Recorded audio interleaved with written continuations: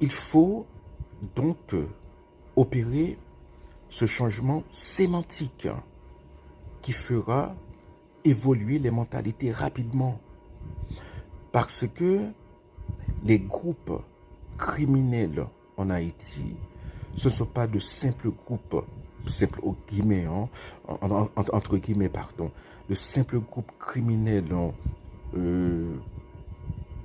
au sens classique, comme les gangs américains, voilà, comme les Crips, les Bloods, des groupes qui tuent des gens, qui font de l'extorsion, qui font des brimades.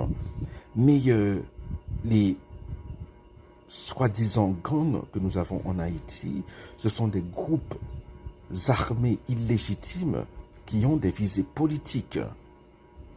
Et ils montrent cela à travers leurs actions. D'ailleurs, ils occupent 85% de la capitale du pays. Trouvez-moi un pays au monde où 85%, d'ailleurs, Antonio Guterres dit que, voilà, que prochainement, ce sera 100%.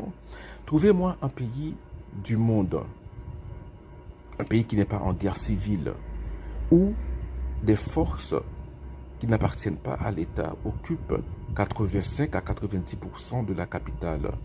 Il n'y en a pas, voilà. Argument massu. Donc, ce que nous appelons les gangs, ce ne sont pas juste des criminels, ce sont des groupes qui ont des visées politiques. Ils prennent des villes, ils projettent de prendre des villes. Des villes sont tombées. Sodo est tombé. Mirbalais, est-ce qu'elle est tombée? Point d'interrogation. En tout cas, elle risque de tomber.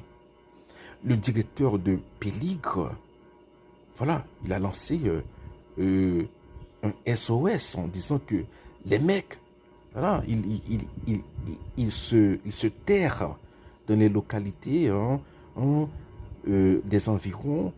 Voilà, c'est quoi l'intention? Eh bien, c'est de prendre Péligre éventuellement.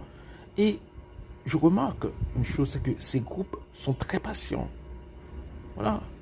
Il y a prendre 2, 3 mois, 4 mois même. Regardez Kinskov, depuis janvier, ça fait 4 mois. Et on peut dire, bon, ce ne sont pas des groupes politiques parce que ils n'ont pas d'agenda politique. Qui a un agenda politique en Haïti? Tout ce que j'écoute, ce sont des poncifs ou des invectives. Des poncifs ou